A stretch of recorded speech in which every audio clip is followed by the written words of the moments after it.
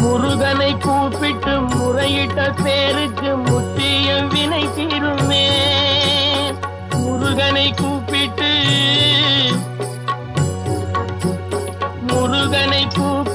முறையிட்ட பேருக்கு முத்திய வினை தீருமே. உடல் பற்றிய பிணியாருமே வாழ்க்கை முற்றிலுமே நலம் பெற்று இனி தூரமெத்த இன்பம் சேருமே. அப்பன் முருகனை கூப்பிட்டு